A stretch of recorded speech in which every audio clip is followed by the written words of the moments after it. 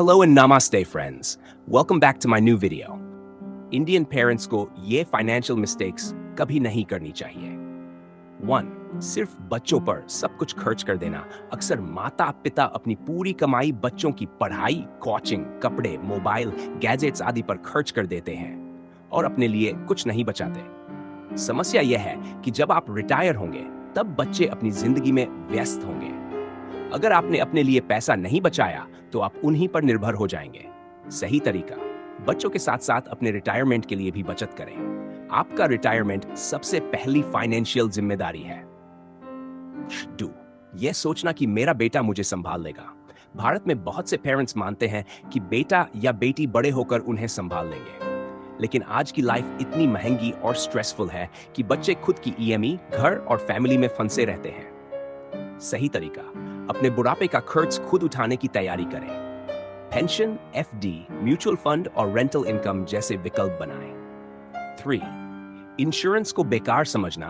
बहुत से Indian parents health insurance और टर्म इंश्योरेंस नहीं लेते.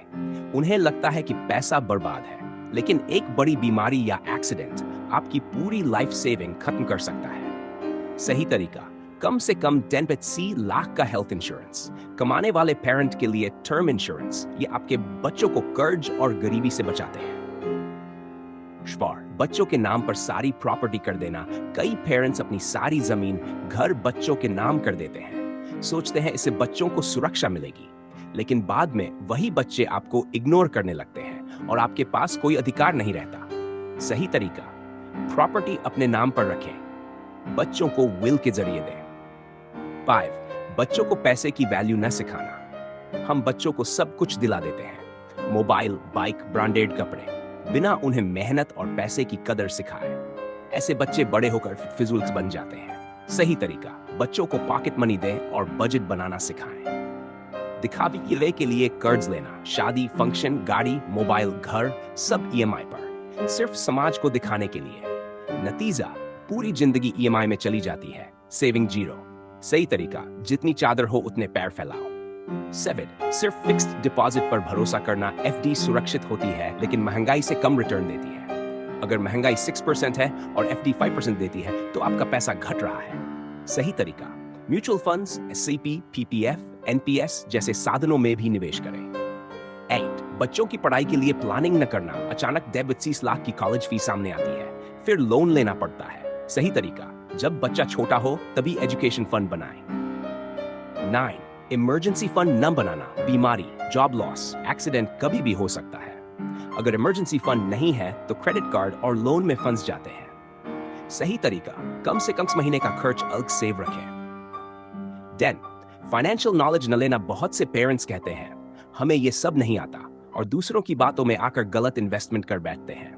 सही तरीका, बेसिक फाइनेंस सीखें. साइप, इंश्योरेंस, टैक्स, इन्फ्लेशन. 11. बच्चों को सब कुछ विरासत में देकर उन्हें कमजोर बनाना.